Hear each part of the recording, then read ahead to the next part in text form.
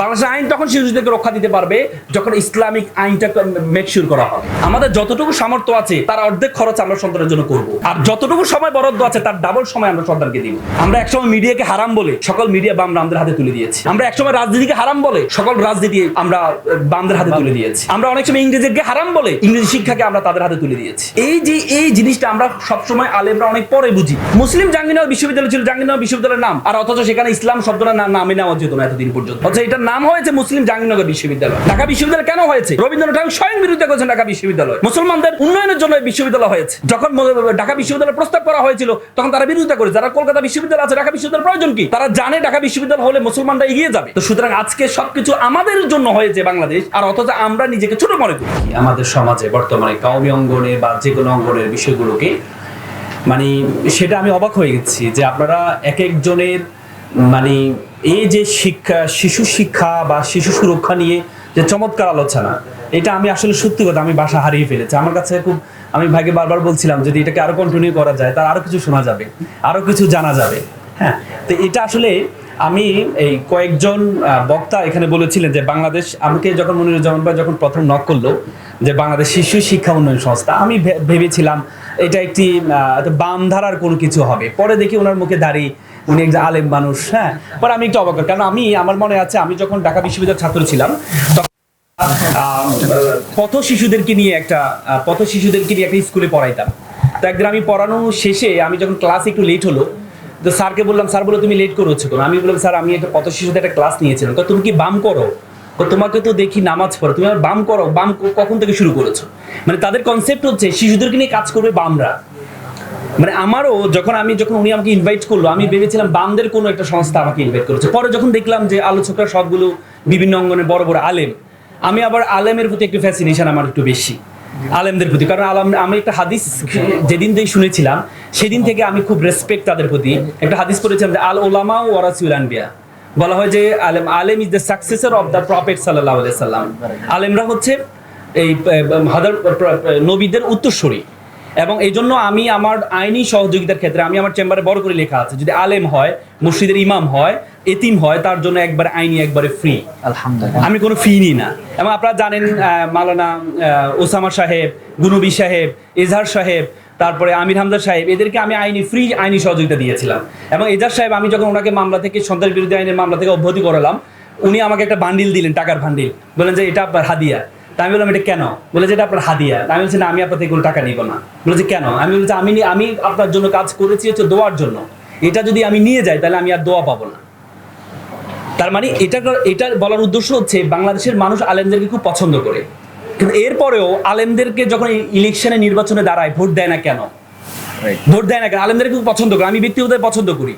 মূল কারণ হচ্ছে আলেমরা, আমাদের সমাজে যারা আলেম বলে যে আহালুল কোরআন ও আহালুল্লাহ, যারা কোরআনের আহল তারা আল্লাহর পরিবারের অংশ, আল্লাহর পরিবারের অংশ আমাদের আলেমরা। অথচ আলেমরা মূল কারণ হচ্ছে, আমি কয়েকজন speaker, I respect to disagree with the learned speaker, কয়েকজন বলেছিলেন যে বাংলাদেশ শিশু শিক্ষা উন্নয়ন সংস্থা খুব ভালো লেগেছে যদি ইসলাম শব্দটা আপনারা রাখেননি। আমি বলছি রাখার দরকার ছিল, আমি মনে করি রাখার দরকার ছিল। কারণ আমরা হীনমন্যতা ভুগবো কেন?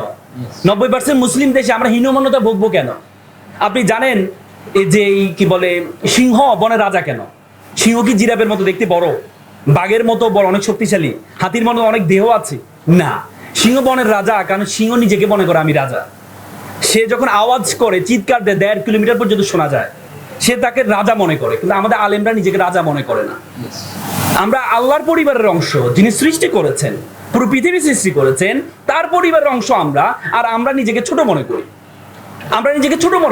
আজকে শিশু সুরক্ষা নিয়ে আজকে ইসলামী শিশু সুরক্ষা সংস্থা হওয়া দরকার ছিল।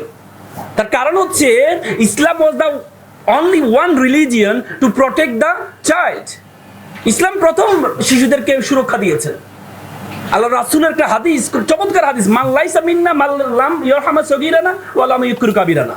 আল্লাহ রাসূল বলছে তুমি আমার উম্মত নয়, you are not the part of our community. তুমি যদি শিশুদেরকে, you don't love the child, তুমি শিশুদেরকে যদি ভালো না বাসো, ছোটদেরকে যদি স্নেহ না করো, তাহলে তুমি আমার উম্মতের অংশ নও। যেখানে আল্লাহ রাসূল বলেছেন, আল্লাহ শিশুদেরকে নিয়ে ইসলাম কতটুকু এমফাসাইজ করেছেন। আপনি যখন একটা শিশু যখন জন্মের আগ থেকে ইসলাম তাকে আমাদেরকে দোয়া শিখিয়ে দিয়েছেন যে আমরা হাবলি মিনাস সলিহিন, রব্বি হাবলি মিনাস সলিহিন, যে আমাকে একটা সৎ নেক সন্তান দাও। আমরা কি করি? প্রথমে দোয়া করেছেন, তারপরে পেটে যখন সন্তান আসে, ইসলামের সবচেয়ে ফরজ ইবাদত রোজা, বলছে তোমার যদি সন্তানের ক্ষতি হয় তাহলে তুমি রোজা রেখো না। তো তার চেয়ে কি বড় ইসলাম? আর বাইরে কোন এত প্রোটেকশন আপনাকে, যেখানে বলেছে তোমার ফরজ ইবাদত যে তুমি যদি সন্তানের ক্ষতি হয় তাহলে তুমি কি করবা না? রোজা রাখবা না। তারপরে সন্তান যখন প্রসব করে তখন ইসলাম বলে দিয়েছে যে তুমি লাইনে কামিলাইনে, কি বলেছে? হাউলাইনে কামিলাইনে, কি বলেছে? Breakfast, mother May breakfast for 2 years. মা তার সন্তানকে 2 বছর কি করাবে? দুধ পান করাবে। আমরা আজকে নারীবাদীরা মনে করি যে আমি যদি সন্তানকে দুধ পান করাতে যাই তাহলে আমার সন্তান আমার বডি সমস্যা হবে, এ হবে সে হবে। ইসলাম বলেছে, আমি ইসলাম কোরআনে সরাসরি বলে দিয়েছে তুমি 2 বছর খাওয়াইতে হবে তোমার সন্তানকে। তাহলে এর যে বড় প্রোটেকশন আর কোথায় পাবেন আপনি? অথচ আমরা মনে করি ইসলাম সুরক্ষাটাকে আমরা অন্যদিকে নিয়ে যাই। আজকে যত আইন, যে number of laws in our Bangladesh, 1974 সালে প্রথম শিশু সুরক্ষা আইন হয়েছে, 1989 সালে যখন কনভেনশন হয়েছে, জাতিসংঘ যে কনভেনশন হয়েছে, যে সিআরসি যেটাকে বলি, কনভেনশন রাইটস অফ চাইল্ড, সেই সিআরসিটা আমরা প্রথম, Bangladesh was the first significant country কনভেনশনকে আমরা নিয়েছি। পরে 2013 সালে আইন হয়েছে। এরপরেও বাংলাদেশে কি শিশুদের কি নির্যাতন বন্ধ হয়েছে? বড় দেখা গেছে প্রায় গত 13 সাল থেকে এই পর্যন্ত প্রায় 13% শিশু শ্রম বেড়ে গিয়েছে, এবং কি গত 24 সালে প্রায় 363 জন শিশু ধর্ষণের শিকার হয়েছে, মাত্র 11টি মামলা হয়েছে।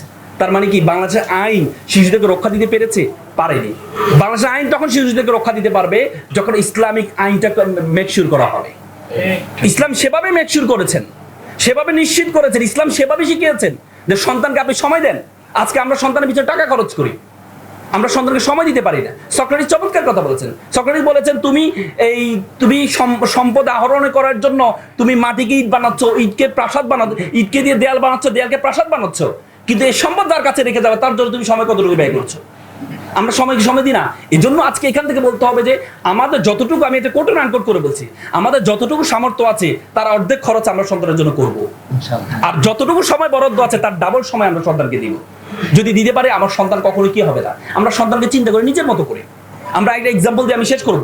একটা শিশুকে নিয়ে, একটা শিশু কান্না করছে, বাবা তাকে নিয়ে গেল মেলাতে যাওয়ার সময় কি বলে কান্না বন্ধ করার জন্য বলে, দেখো বাবা নাগরদোলা, বাবা দেখা বেলুন, শিশু কান্না করে, দেখো বাবা বড় বড় এই কি বলে জিলাপি, শিশু কান্না করে। তো বাবা ভাবলো কি কান্না করে কেন? মনে হয় তার জুতোতে কোনো পায়ে কোনো ব্যথা পাচ্ছে। তোর বাবা বসে তার জুতোটা খুলে যখন উপর দিকে তাকালো তখন দেখা গেল শুধু মানুষের মাথা দেখা যায়। মানে এতক্ষণ পর্যন্ত আমি আমার সন্তানকে বলেছি বাবা নাগরদোলা, সে দেখেছে মাথা। আমি বলেছি বাবা জিলাপি, সে দেখেছে মাথা। যখন সে নিচে বসলো তখন উপর দিকে তাকিয়ে দেখলো এত মানুষের ভিড়ে আমার সন্তান এতক্ষণ পর্যন্ত শুধু মাথা দেখেছে। তার মানে সন্তানকে নিজের মতো করে চিন্তা করতে হবে। আমরা সন্তানকে আমাদের মতো করে চিন্তা করি না, সন্তানকে মনে করতে হবে নিজের মতো করে। আমার মতো করে চিন্তা করলে হবে না, সন্তানকে সন্তানের মতো করে চিন্তা করতে হবে। এই জন্য সন্তানকে সময় দিতে হবে বেশি। আজকে আমরা এই সুন্দর আয়োজনে, চমৎকার যে আয়োজন করেছে শিশু সুরক্ষা, শিশু শিক্ষা উন্নয়ন সংস্থা, আমি মনে করি এটাকে বড় এক্সাম্পল হইতে পারে। আজকে যদি এই আয়োজনটা অন্য কেউ করতো, তাহলে মিডিয়ার অভাব থাকতো না। আমরা দেখতে পাই যখন নারীবাদীরা, বামরা যখন কোনো আয়োজন করে, তাদের আলোচক আয়োজনের লোক থাকে মাত্র 10 জন, মিডিয়া থাকে 100টা। আর আমরা 100 জন থাকি, মিডিয়া থাকে 1-2টা। তার মূল কারণ আমরা নিজেরাই। আমরা একসময় মিডিয়াকে হারাম বলে সকল মিডিয়া বামরা আমাদের হাতে তুলে দিয়েছি। আমরা একসময় রাজনীতিকে হারাম বলে সকল রাজনীতি আমরা বামদের হাতে তুলে দিয়েছি। আমরা অনেক সময় ইংরেজিকে হারাম বলে ইংরেজি শিক্ষাকে আমরা তাদের হাতে তুলে দিয়েছি। এই জিনিসটা আমরা সবসময় আলেমরা অনেক পরে বুঝি, যে ইসলামী ঐক্য, আজকে আলেমদের মধ্যে যে ঐক্য, এই ঐক্যটা আমরা পরে বুঝেছি। এখন আমরা অমুকের প্রোগ্রামে অমুক যাচ্ছি, একটু আগে বলেছে, এখন আমরা যাচ্ছি, কিন্তু তার আগে আমরা সবকিছু হারানোর পরে বুঝি। এই জন্য আলেমরা আজকে আমাদেরকে নিজেদেরকে সিংহের মতো মনে করতে হবে। বাংলাদেশের সবচেয়ে বেশি আজকে বাংলাদেশ হয়েছে, পাকিস্তান যেটা হয়েছে সেটা ইসলামী মতদর্শের উপর হয়েছে। ঢাকা বিশ্ববিদ্যালয় বলেন, জাহাঙ্গীরনগর বিশ্ববিদ্যালয় বলেন, হয়েছে মুসলিম জাহাঙ্গীরনগর বিশ্ববিদ্যালয় ছিল, জাহাঙ্গীরনগর বিশ্ববিদ্যালয়ের নাম, আর অথচ সেখানে ইসলাম শব্দটা নামে নেওয়া যেত না এতদিন পর্যন্ত। অথচ এটার নাম হয়েছে মুসলিম জাহাঙ্গীরনগর বিশ্ববিদ্যালয়। ঢাকা বিশ্ববিদ্যালয় কেন হয়েছে? রবীন্দ্রনাথ ঠাকুর স্বয়ং বিরোধিতা করেছেন ঢাকা বিশ্ববিদ্যালয়। মুসলমানদের উন্নয়নের জন্য বিশ্ববিদ্যালয় হয়েছে। যখন ঢাকা বিশ্ববিদ্যালয়ের প্রস্তাব করা হয়েছিল তখন তারা বিরোধিতা করে। যারা কলকাতা বিশ্ববিদ্যালয় আছে, ঢাকা বিশ্ববিদ্যালয়ের প্রয়োজন কি? তারা জানে ঢাকা বিশ্ববিদ্যালয় হলে মুসলমানরা এগিয়ে যাবে। তো সুতরাং আজকে সবকিছু আমাদের জন্য হয়েছে বাংলাদেশ, আর অথচ আমরা নিজেকে ছোট মনে করি।